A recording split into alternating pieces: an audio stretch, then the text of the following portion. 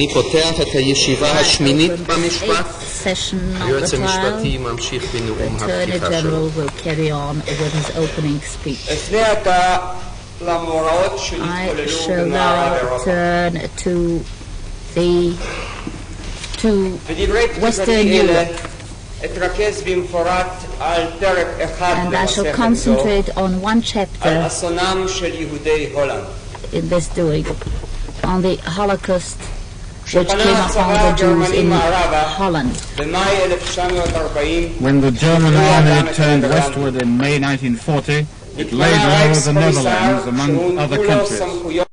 A Reichskommissar was appointed with full legislative and executive authority. In the office of the Security Police Commissioner we shall find the Special Department for Jewish Affairs, which was later known by the same name as Adolf Eichmann's Department 4B4. Heading this department in Holland were Eichmann's representatives, Serp, Rajakovic and others. In Amsterdam, an immigration center was set up, the true purpose of which was to discover the names and addresses of the Jews and to mark them down for the final solution.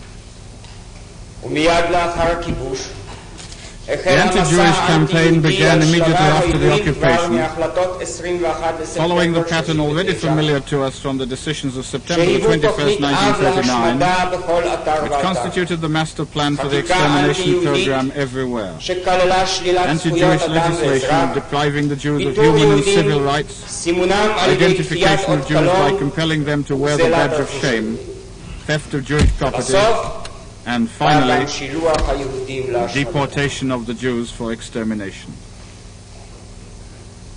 Legislation to deprive Jews of their civil and human rights was initiated in 1940 through a series of laws parallel to those in occupied France, and which were implemented there in cooperation with Aeychmann and his department. We shall present to you an official report by the Dutch government on this series of decrees. Brandt began by ousting Jews from economic life, went on to dismiss Jewish officials, and branched out to copying the Nuremberg laws, forbidding movement and transfer, forbidding attendance at theatres and places of entertainment, limiting the practice of free professions, issuing of special identity cards, expulsion of Jewish children from the schools, and the order requiring every Jew to wear a badge of shame. Afterwards, Jews were forbidden to use telephones and public means of transportation, or to enter non-Jewish stores. An evening curfew was imposed, and visits to non-Jewish homes were banned. The use of bicycles, so popular in Holland, was also forbidden to Jews, and they were ordered to give up all bicycles in their possession.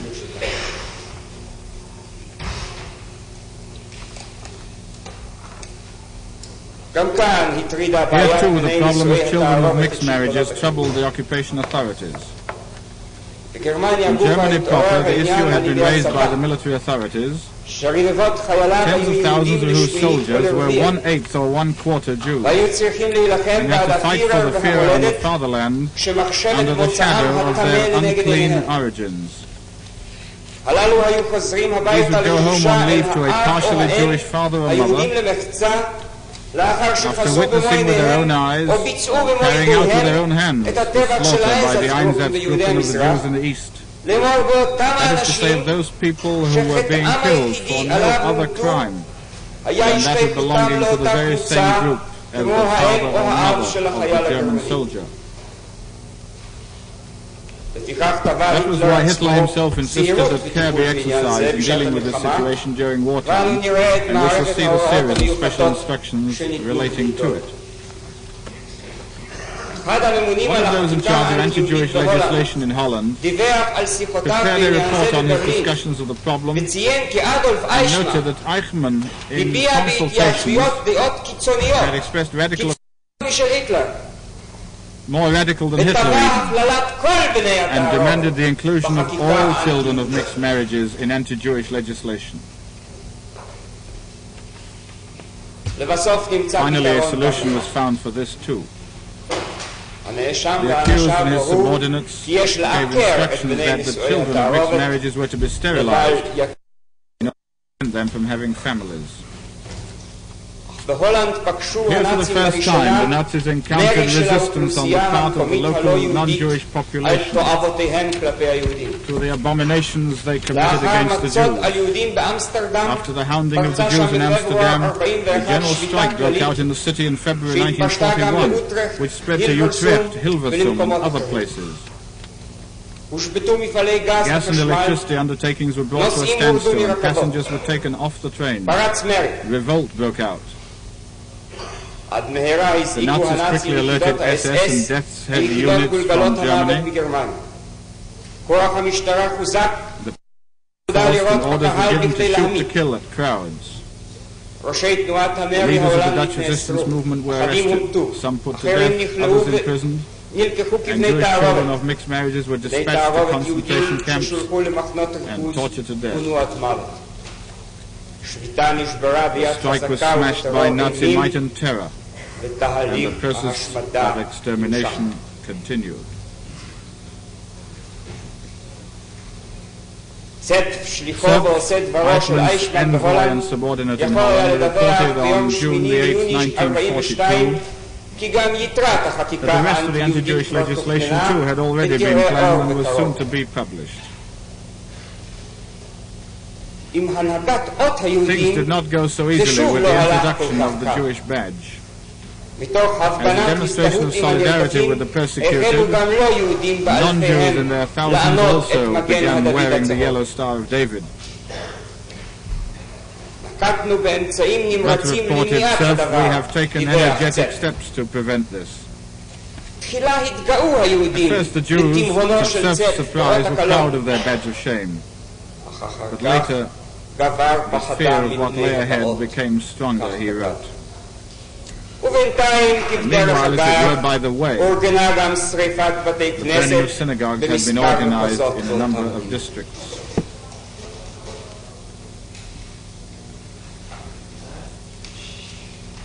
ויחד עם ביצוע השלב הראשון, דהיינו איתור ובידוד היהודים והפרדתם משאר חלקי האוכלוסייה, באו מהירה הצעדים הנוספים. ריכוזם במחנות, שכונות מיוחדות ושוד רכושם. המכונה פעלה ביעילות.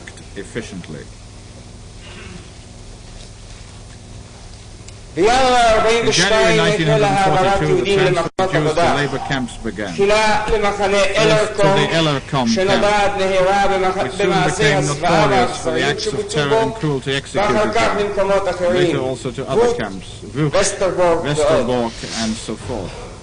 התחיל טיהור שטחי הולנד ומשלוח יהודים למחנות.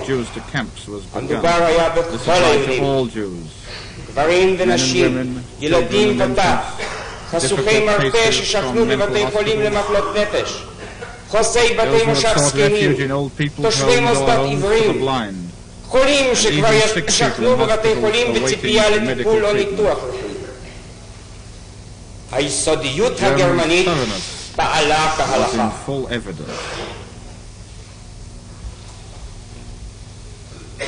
תחילה לא ידעו הנאצים מה עליהם לעשות ביהודים הספרדים בהולנד, ואם הללו שייכים לעם הנידון לאפליה או לא. עד שבא משרדו של אייכמן ופתר להם ספק זה, והוראה שיהודים גמורים הם לכל דבר וטעונים השמדה עם שאר אחיהם.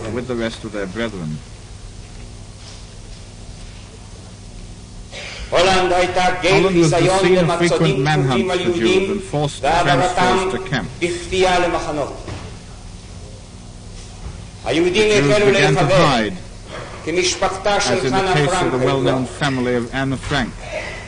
בנובמבר 43 הורה אייכמן להגדיל את הפרס הניתן לכל מלשין שיגלה את היהודים הנפגעים.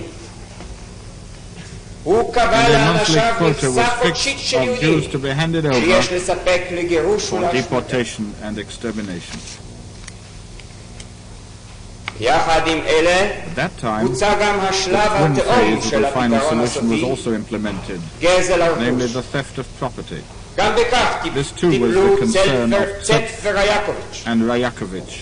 במאי 41 הצטוו היהודים לרשום לשם מכירה כל נכסי ונהגה שברשותם, ואחר כך את כל הונם להפקידו בפירמה גרמנית.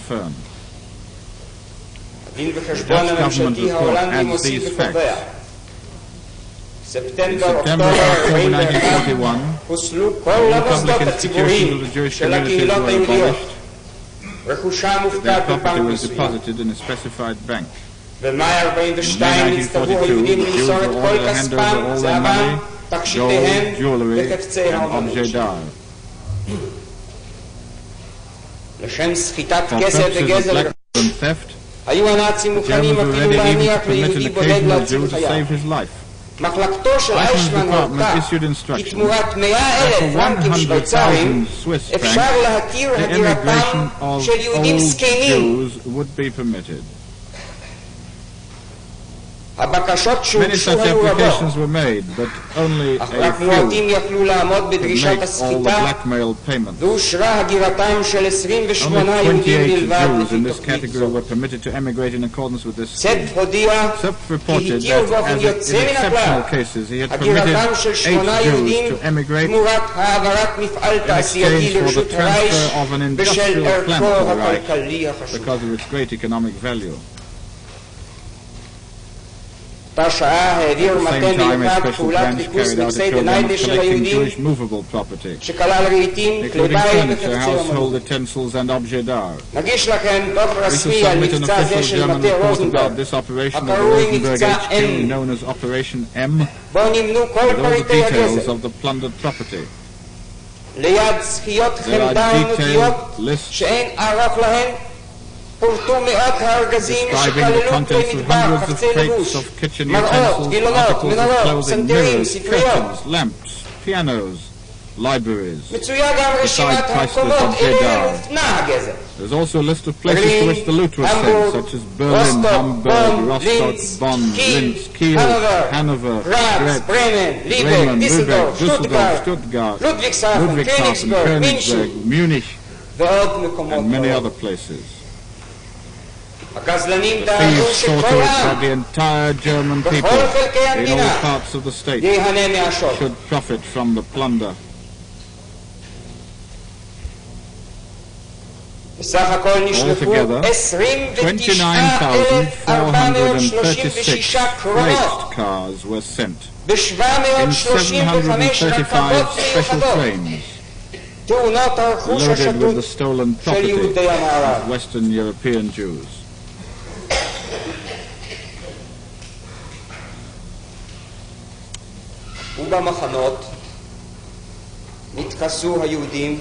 Now already roofless, homeless and destitute. The Jews were crowded into camps to await their bitter fate.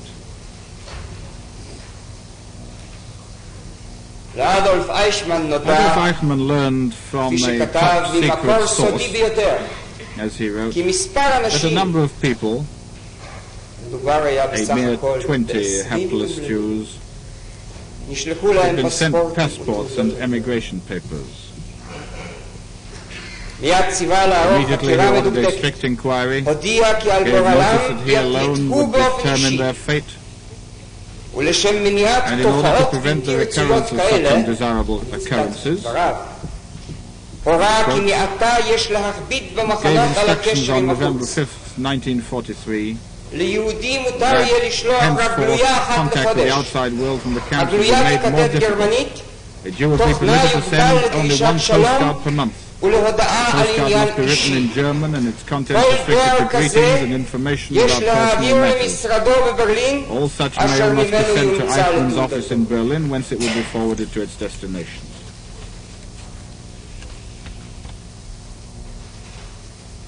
The problem of the property of foreign nationals had to be solved. Eichmann wrote to the Foreign Ministry asking for a decision on the property of Jews who were not Dutch nationals and also of Jews of foreign domicile living in Germany. He suggested a consultation on the question, which was organized by the Foreign Office on his initiative and attended by representatives of all the ministries concerned. The principle was laid down, henceforth to apply to all the satellite countries, that Germany surrendered her right to receive from foreign countries the property of the German Jews resident in those countries when they were sent to extermination camps. On the other hand, decided not to transfer to foreign countries the property of their Jewish citizens who had been resident in Germany and would be deported therefrom. This rule was established for all the occupied countries in the following terms, in quotes. In order to facilitate the operation already begun, and in order not to endanger the solution of the Jewish problem in Europe which is being implemented, hereby laid down that the negotiations with foreign governments relating thereto shall be conducted on the basis of the territorial principle. Unquote. In other words, the property of Jews sent to be exterminated would remain in the country from which they have been dispatched without regard to their citizenship.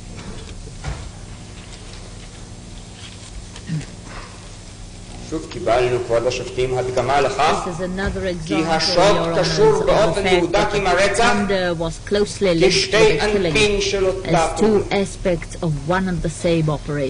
עיקרון טריטוריאלי זה יהיה מעתה קו מנחה למדיניות גרמניה הנאצית וישמש ביטוי מקובל לארצות הגרועות לשילוח יהודיהם ובראש ובראשונה לשילוח המדינים הזרים בכדי שאפשר יהיה לרשת. confiscate their property. In a number of places, as we shall see, the expulsion of stateless or foreign individuals was begun, and after people there had grown accustomed to the idea of the Jews being deported and their property stolen, as a rule, the turn of the local Jewish citizens would also come. Let us return to Holland. Now that the decision about property had been reached, everything was ready for the final steps. The Jews have been isolated, labeled, assembled, robbed of their property, squeezed dry to the last drop. Now came the phase of their shipment to camps and where their bodies would be further exploited by sweat and exhausting labor. Their hair would be clipped for various uses, and finally they would be sent to the gas chambers. After death, their gold teeth would be extracted from their mouths and their wedding rings removed from their fingers.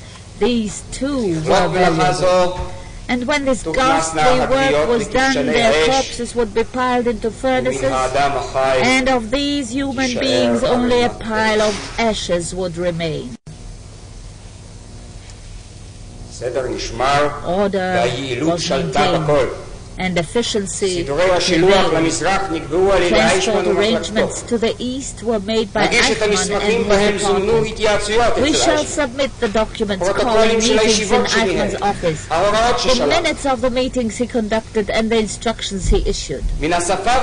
Officially, in correspondence with the German Foreign Ministry, these were still couched in terms of deportation for labor and assignment for work in Auschwitz. Of 40,000 Jews from occupied France, 40,000 Jews from Holland, and 10,000 from Belgium.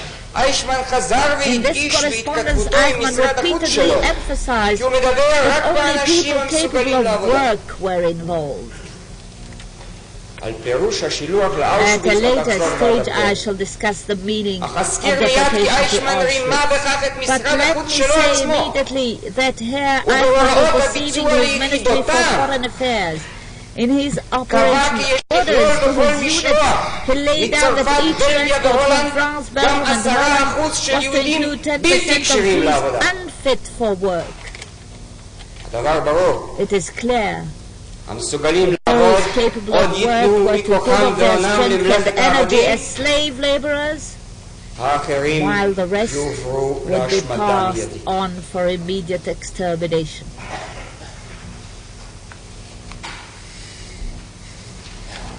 The deportations from Holland began in the middle of July 1942. After a month and a half of gathered experience, Eijkman convened his envoys for consultations in Berlin, and each presented a report on his operation. Eijkman demanded that the deportations be completed by the end of the year, fixing July 1943 as the final date. He demanded special efforts during the ensuing months and stated that the railway management would be unable to provide transport during November to February, but undertook to arrange for at least one train a day.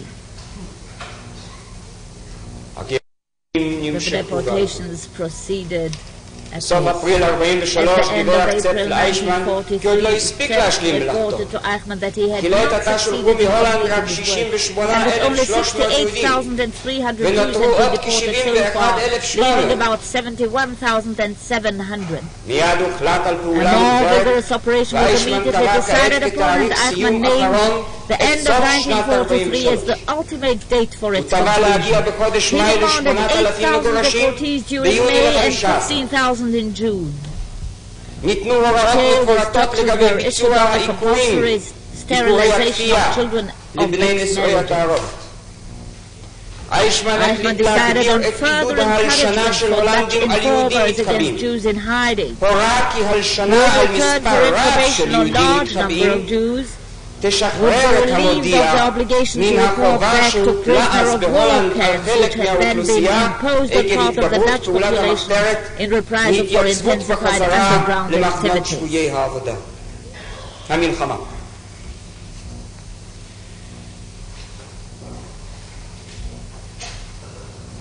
ובכדי להימנע מקשיים העלולים לבוא מצד שוודיה, מעצמת החסות של הולנד, הוחלט כי בדומה ליהודי הרייך תישלל על פי חוק מיוחד גם מיהודי הולנד נתינותם שעה שיעברו את גבול המדינה בדרכם הטראפית למזרח.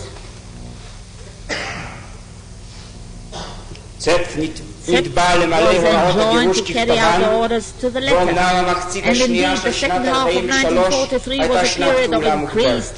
הרכבות נעו מזרחה, תאונות מתחברות. לבסוף נשארו בהולנד רק קבוצות בודדות של יהודים, כגון פועלי יהלומים מומחים, שהיו דרושים לגרמניה. whose services were required by Germany. Their future was left to be decided by Himmler himself.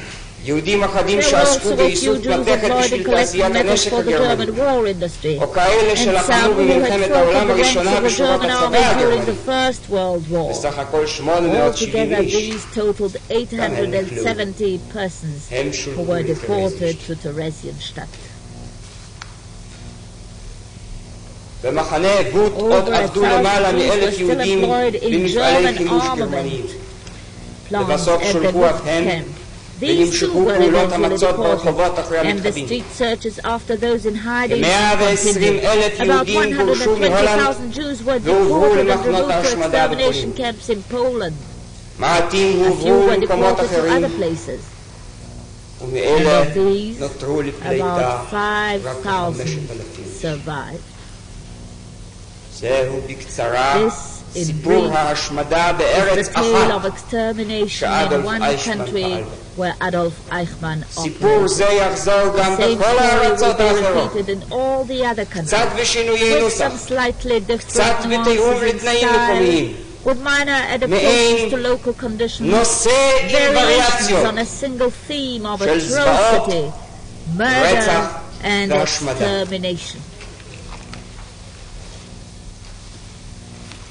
נתחיל מהצפון. Let us begin with the north. בנורווגיה היה קומץ יהודי, כ-1,750 כמחציתם נמלטו לשוודיה, מחציתם גורשה למחנות ההשמדה בפולין. המחתרת הנורווגית הבריחה יהודים כמיטב יכולתה. העם התקומם נגד מסע ההשמדה, ועקב זאת הופעל נגדו טרור דמים. גם כאן נשללו לבסוף זכויות אדם, נגזל הרכוש, תעודות הזהות הוכתמו בסימן יהודי, נערכו מצודים, מעצרים, ולבסוף בשלהי שנת 42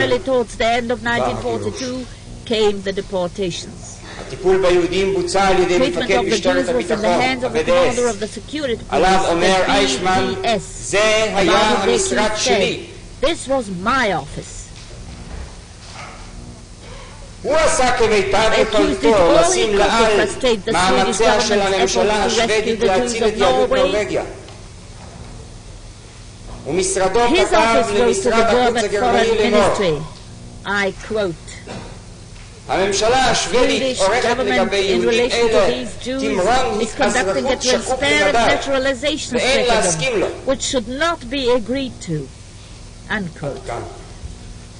אייכמן In another document, Eijkman complains that the Swedish government is attempting to translate the efforts adopted against the Jews.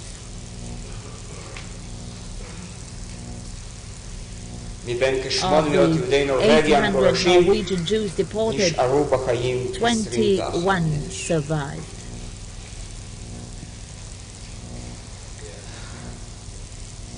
בדנמרק ישבו בשעת נפילתה בידי גרמניה about כ-6,500 Jews were living כאן, there. עקב נסיבות מיוחדות, הניחו תחילה הגרמנים לשלטונות המקומיים להוסיף ולפעול. הם רצו להקים כאן שלטון חסות מופתי, מוסטר-פרוטקטורט. A model protectorate. המלך קריסטיאן נשאר שליטה הרשמי של המדינה, וממשלת דניה government continued to function. לפיכך לא הוחקו כאן החוקים האנטי-יהודיים ולא הונהג עוד הקלון. Nor was the Jewish badge introduced. המלך התערב The אישית king intervened למען personally יהודי on behalf of the Jews of his country. אף הגרמנים The בעצמם Germans themselves were ומשרד hesitant, החוץ and the foreign ministry הקפד אם doubted the לכפות על דנמרק advisability את of מסע imposing the ההשמדה. extermination campaign on Denmark. אך לא איש When כאייכמן it came to ניסוק the Jews, כשמדובר a ביהודים. man like Eichmann would never retreat. עוד באפריל As early 43 as הוא April הודיע לפונטאדו 1943, he ממשרד told החוץ. Fontaden of the foreign אני ministry, מצטט אותו. and I quote, בקרוב they will יניעו shortly אתכם persuade you to change לשנות your עמדתכם. attitude. ואכן ידו And של indeed, אייכמן גדול. Eichmann won through.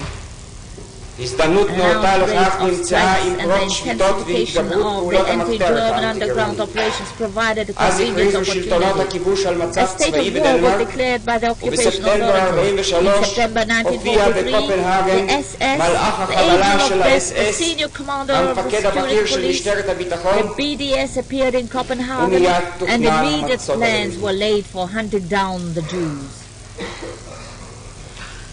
נגיש לכם את We הדין shall וחשבון submit to הרשמי you the של Danish ממשלת government's דנמרק, official report, המתאר את which פעולות describes מפקד the משטרת activities of the הביטחון commander דוקטור of the מילנר. security police, Dr. Milner. אייכמן שלח לדנמרק As a ליתר safety ביטחון measure, Eichmann גם sent את his second משנהו in רולף command, גינטר, Rolf Ginter, to בצירוף מספר Denmark, אנשים together with a number ממחלקתו. of other people from his department. צבא הכיבוש For הגרמני, reasons of its own, עקב the שיקולים army of משלו, occupation was doubtful הקפד אם whether to ישתף פעולה cooperate in the בביצוע hunt. המצוד על יהודים. אז פנה משרד Foreign החוץ minister then הגרמני אל approached אייכמן Eichmann וביקש as אותו, one having את בעל unlimited הסמכות הבלתי authority on מוגבלת בענייני Jewish יהודים, questions, כי יסדיר and את העניין עם requested הצבא. him to persuade the army to recant.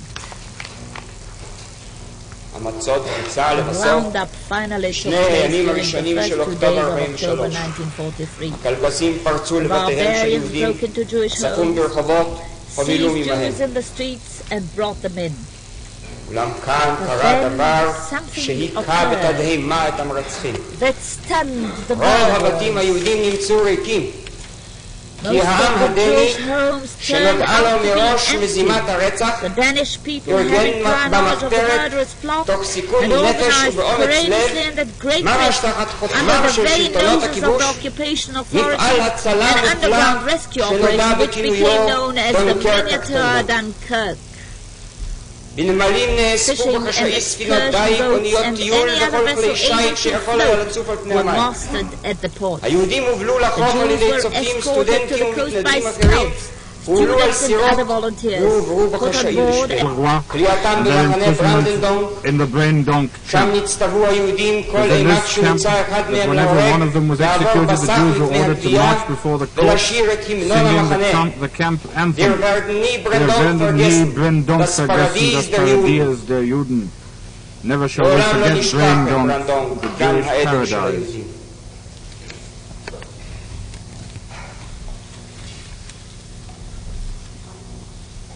בדין וחשבון הרשמי In של the ממשלת Belgian בלגיה government's official להשמדה report on the נקרא שלב extermination, זה this phase בשם was called La La phase phase préparatoire, the שלב preparatory ההכנה. phase. לאחר מכן This בא was המשך followed by what בלשון the הדוח report called La phase La phase d'extermination. d'extermination, the extermination phase.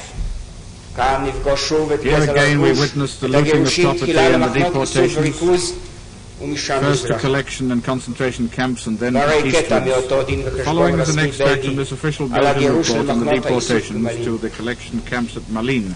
אני מצטט. Quotes. When they arrived at Malin and the doors were opened, a terrible sight was revealed. When they opened the doors of each tragic truck, thick fumes and a disgusting odor escaped. And out of the doors, forced open by the pressure from within, there poured out like fish spilling out of a fishing boat. One of whose sides had been removed, a horrible conglomeration of bloated, reddened and bluish bodies, their eyes protruding from their sockets and clothes soaked in sweat and excrement. 9 corpses were removed from the truck. 80 unconscious people were transferred to the infirmary. Unquote. The mass arrests began in July 1942. In August, the deportations to Auschwitz commenced. Through the various documents we shall submit to you, we shall prove Eichmann's direct responsibility for the extermination of tens of thousands of Belgian Jews. Only a part of the Jewish community of this country survived, thanks to the assistance of the underground, which on one occasion attacked the deportation train and enabled some of the condemned to escape, and to the fact that the Christian population hid a number of Jews. Some of the Jews were saved by fleeing to other countries. Aייכman sent his assistant Bokir to Belgium, and in accordance with his directives, the first step was the deportation of stateless Jews. At a later stage, the scope of the operation was extended to Belgian nationals. Here again we see Aייכman planning, initiating, and pushing aside every obstacle in the path of the extermination.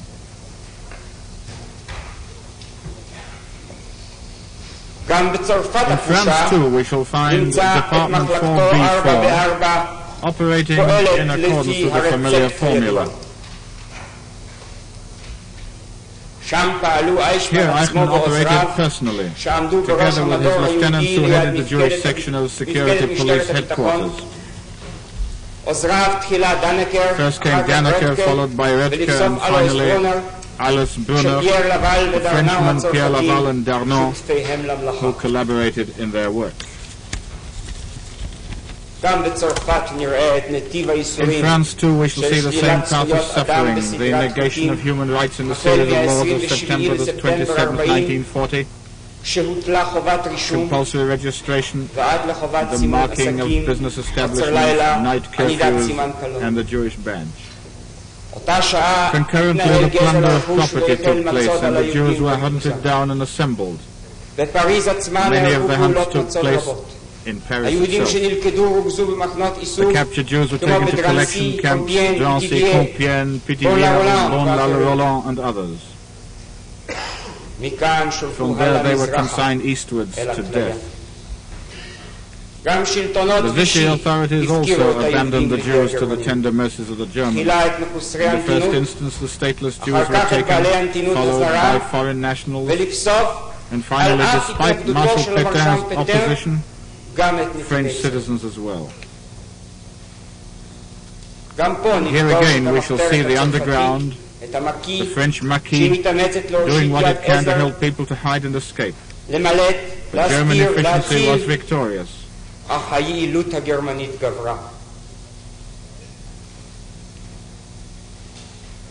Aייchman dealt personally with the deportations from France, and his representative went to Pierre Laval to bargain over the expulsion of the Jews. His stewards forcibly separated children from parents, the mothers holding on to their offspring and begging the butchers to leave them together. You will hear a description of these dreadful scenes. At the end, no more than 4,000 children between the ages of 2 and 14 were left. On July the 21st, 1942, Dannecker recorded the substance of Aייchman's orders with respect to these children in these words. He, Aייchman, decided that once it would be possible to renew the transports through the General Gouvernement, children's transports can get underway. Unquote. And indeed, as early as August 14, 1942, Röttger reported to the accused and informed the Auschwitz camp command that the deportation of the children had been started. Listen to a description of how these children arrived at Drancy. Quotes. The children would arrive at the Drancy camp packed in buses guarded by policemen. They would be put down in the courtyard, surrounded by barbed wire, guarded by a platoon of French gendarmes. The police and the gendarmes, hard people, not easily given to emotion, could not hide their feelings and their abhorrence for the task they were compelled to carry out. On the arrival of the buses, they would begin to remove the children and lead them in groups to the halls. The older ones holding the hands of the small children or carrying them in their arms. They did not weep, these children. They walked terrified, disciplined, miserable, and complied with the orders like a flock of sheep, one helping the other. Unquote. Listen how they were deported from Drancy. Quote. On the day of deportation, they would be wakened at 5 o'clock in the morning. Irritable, half asleep. Most of the children would refuse to get up and go down to the courtyard. The volunteer women would have to urge them gently, patiently, and so tragically, so to convince the older children that they must obey orders and vacate the hall. On a number of occasions, the entreaters did not help. The children cried and refused to leave their mattresses. The gendarme would then enter the halls, take up the children in their arms, they screamed with fear, struggling and grasping at each other. The halls were like a madhouse. The scene was too terrible for even the hardest of men to bear. In the courtyard, they would call out the names of the children one by one, mark them off in the register, and direct them to the buses. When the bus filled up, it would leave the camp with its cargo. Since many children remained unidentified and others would not answer to their correct or assumed names, they would include them in the convoy to make up the number.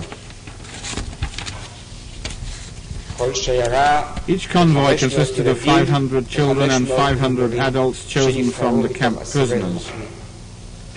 Within a period of about 3 weeks, during the second half of August and the first part of September 1943, 4,000 children, thus made into orphans, were transported in this fashion, intermixed with adult strangers. Hauptsturmführer Röttger was present at these transports and would inspect personally the parading of the children, the roll call, and the loading into the buses. Unquote.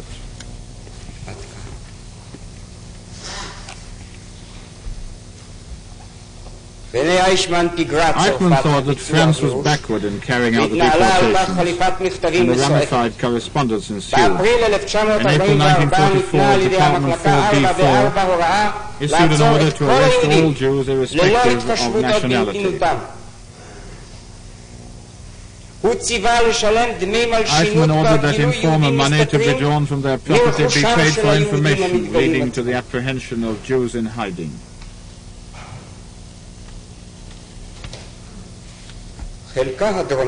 Southern France fell to the Italians. Mussolini was prepared to cooperate with the Germans in the extermination program, but a section of the Italian administration was unenthusiastic and thwarted the operations. With respect to the solution of the Jewish problem in Italy proper, the Nazis decided to call in Himmler himself to conduct the talks with the Duce. Insofar as other countries under Italian rule were concerned, the accused and associates complained bitterly over the saboteur Italian administration in southern France, Greece and Yugoslavia. These complaints are summarized amongst other things in a letter drafted by Aייכman on February 25, 1943, addressed to the Foreign Ministry, and signed by the head of the Gestapo, Müller, who also referred to Eichmann as his source in the body of the letter.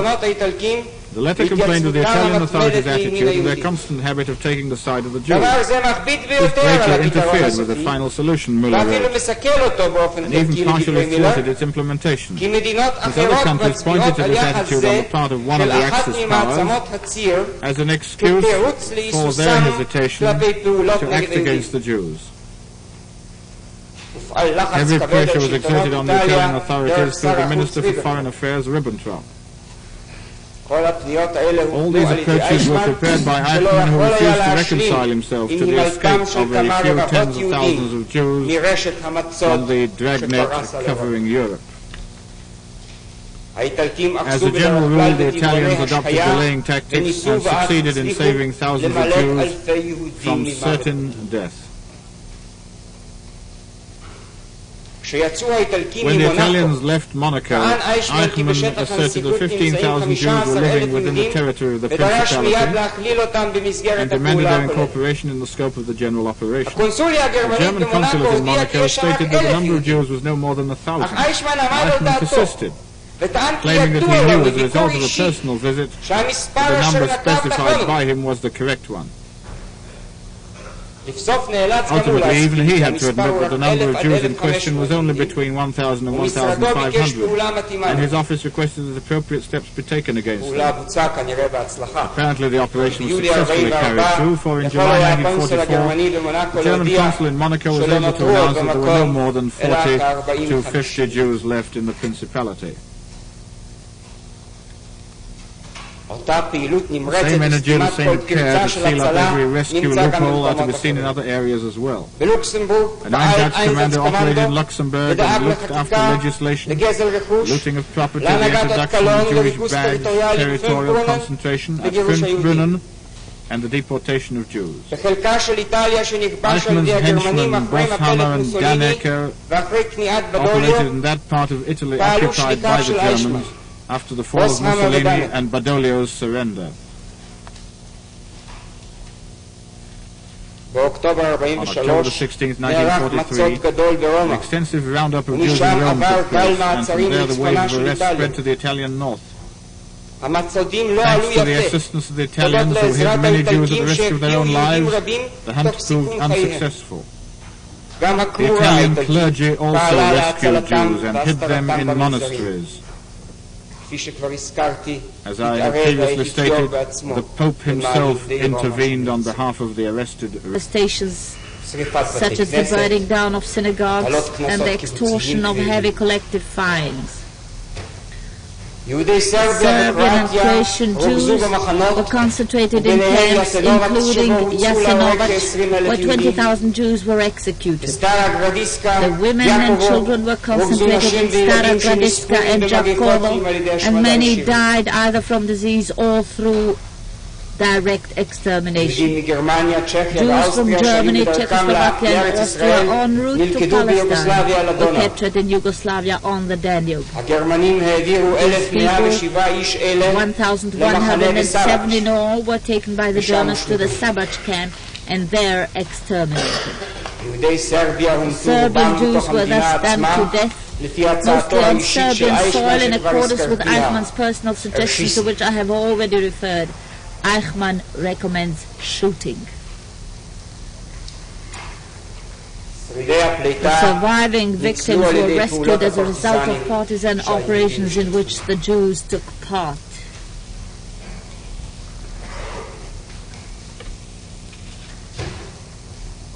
In Croatia, the accused operated through his representative Abromite. The Croatian Jews were deported to the extermination camps between March and July 1943.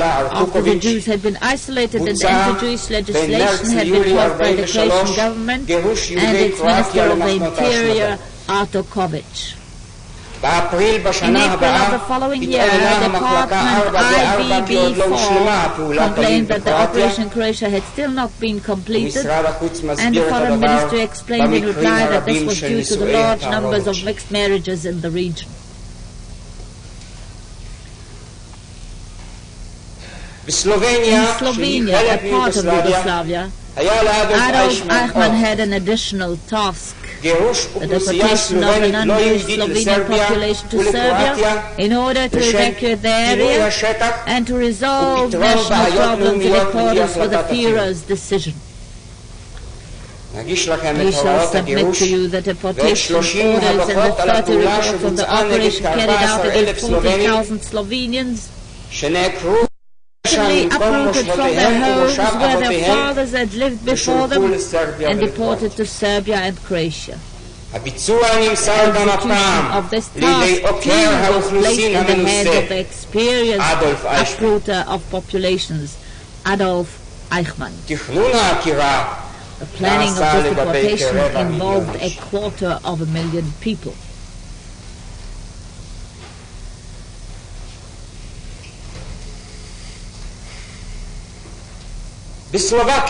The extermination in Slovakia, which had been established as a separate political unit, was conducted in accordance with the general formula. Here also, the territorial principle on such matters as looting of property was applied. Those deported for extermination were compelled to sign affidavits of voluntary relinquishment of their property, which was valued at a total of some 7 billion crowns. Eichmann's representative in this matter was Dieter Wisliceni, and Eichmann also came personally to deal with the matter. Slovakian allies were found in Prime Minister Tuka and Mach, Interior Minister, who were among the first leaders of the satellite countries to cooperate in deporting Jews. After 52,000 Jews had already been deported to Slovakia, an attempt was made to ransom the lives of those remaining in return for monetary. Some $20,000 were transferred to Wisliceni, according to his own account, while other sources claim that the amount involved was between $40,000 and $50,000. Slovakian officials also received money. Pressure was exerted through church circles, and the Slovakian government began to have doubts about continuing the deportations. Ludin and German ambassador reported that owing to the influence of the church and the corruption of the Slovakian administration, the 35,000 Jews remaining in Slovakia had been issued with documents exempting them from deportation. In the meantime, Wisliceni succeeded in deporting another 3,000 Jews. Eichmann immediately applied counter-pressure. He commissioned Fritz Fiala, a Slovakian journalist, to write articles in the Slovakian press describing how he had visited work camps in the East and seen with his own eyes the good living conditions that the Jews enjoyed there. Strong pressure was also applied by the German Foreign Ministry, and ultimately Wisliceni and later Alois Brinner returned to Bratislava. The roundups began in September 1944, and once again more than 12,000 Jews were deported, while many more thousands were killed in Slovakia itself. Eichmann decided to try and extort additional profits from the Slovakian Jews. He demanded of the Slovakian government a payment of 300 marks, transferred money for every Jew deported to the work